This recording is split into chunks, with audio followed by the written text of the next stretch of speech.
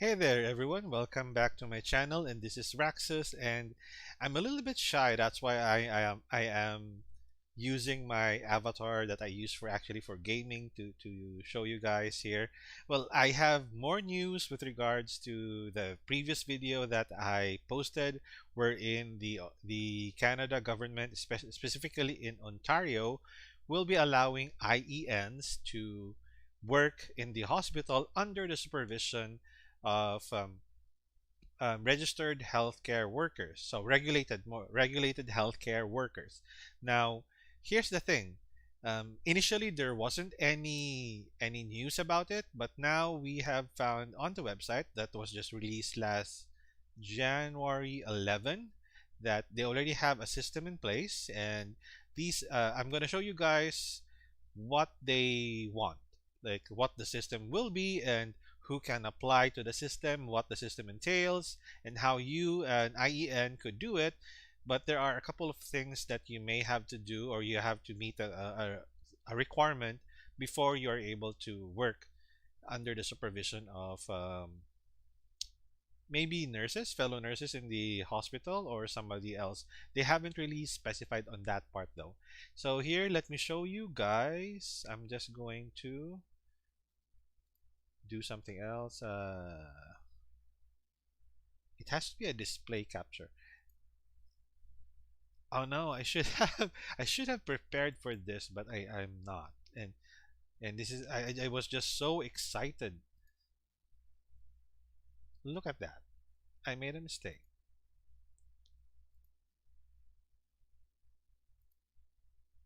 Hey, it's there you go. Automatic. I am so sorry. So I am going to remove this one. It's a good thing I removed that one. Oh, I would have like you would have seen something else.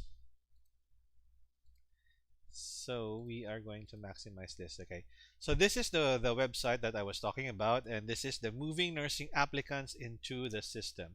So first off, you need to have applied already to CNO, and you may have had like probably started NNAS, and it says here the College of Nurses of Ontario and Ontario Health are partnering to help address the health human resource needs by launching the Supervised Practice Experience Partnership. This partnership provides opportunity for the applicants currently going through the registration process to become nurses. So you have to have started the registration process to participate in a work experience to help complete their evidence of practice and language proficiency registration requirements. So you may have had to you have to have started CNO, and then you can use this experience, this employment, for your evidence of practice and language proficiency registration requirements. So we are relentlessly focused on modernizing our applicant assessment to process to ensure the healthcare system has access to skilled workers. So there doesn't really seem to be much in this article, but we will proceed to this one. So you have here supervised practice experience partnerships for new applicants. The supervised practice experience partnership program, let's just call it uh, practice program for short. So you have here program offers option to complete a supervised practice experience in Ontario to demonstrate current nursing knowledge, skill judgment, and language proficiency skills.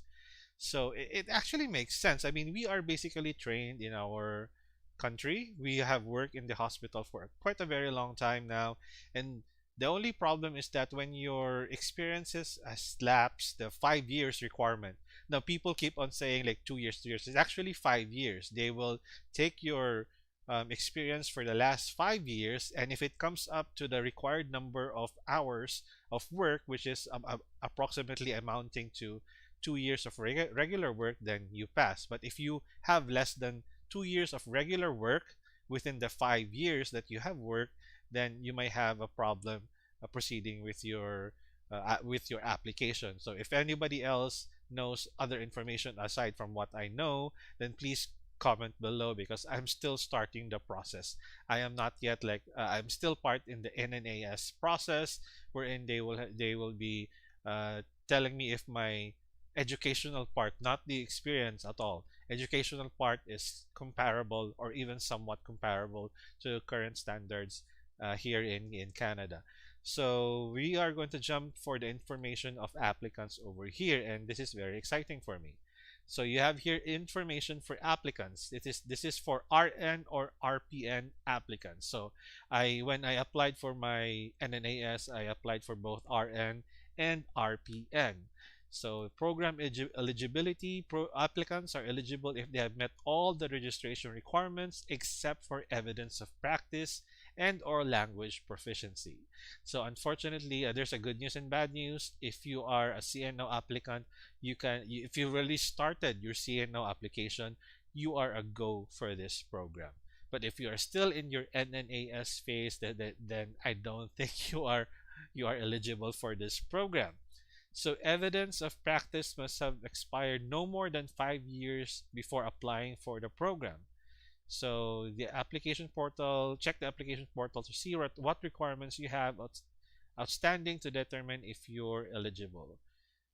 So how do you start? Your eligibility must be confirmed first by CNO before you proceed, and before you can proceed with CNO, you need NNAS.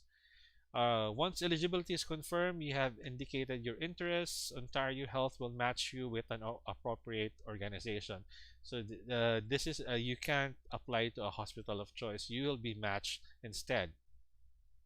So applicants must share their confirmation of eligibility with the organization before starting the program.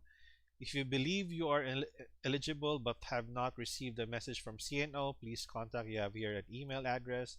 So before applying to the program, you may wish to consider reflecting on your learning needs to determine if the program is right for you.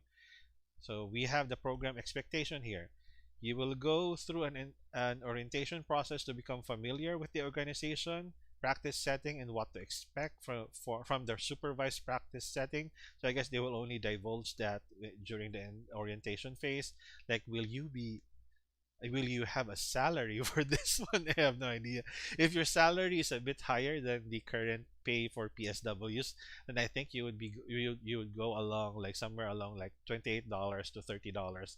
A regular nurse here is about $35, or was it RPN? I have no idea though.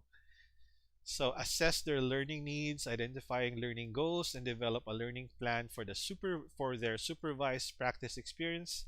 Complete a minimum of practice experience 140 hours under supervision of a qualified preceptor.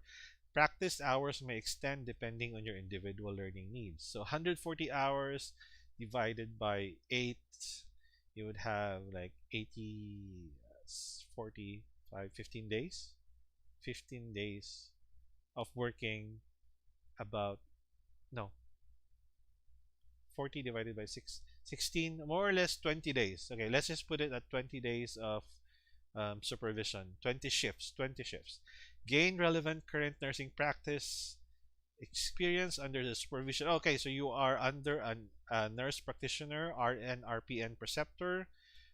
RPN applicants can be supervised by either an RPN, RN, or NP preceptor, whereas RN applicants can only be, so if you are an RPN, these are your preceptors: RPN, RN, NP. RN can only be supervised by an RN or NP preceptor. I guess like they want to make sure there's no power play involved in this one. Complete an initial assessment related to application of CNO standards and guidelines. Receive feedback for additional learning, opportunities for additional learning. Preceptors will complete evaluations using the same criteria as applicants. Accountabilities while in the program. Okay, here we go. Refrain from using the protected title RN or RPN.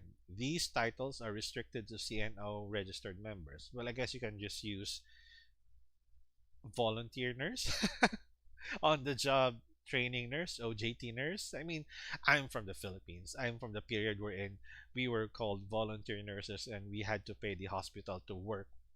Basically, not for free because we are paying the hospitals during that time. So I'm used to it. Clearly explain to others, including clients, the capacity in which you are practicing. For example, I'm a CNO applicant applying to register as a nurse. I'm completing a supervised practice experience as part of my requirements. And I hate this. My restream, including clients, the capacity in which my restream died again. I hate this. My restream, including clients, the capacity in which my restream died again. I hate this. My restream, including clients, the capacity in which my restream died again. I hate this. I'm gonna go start from the beginning and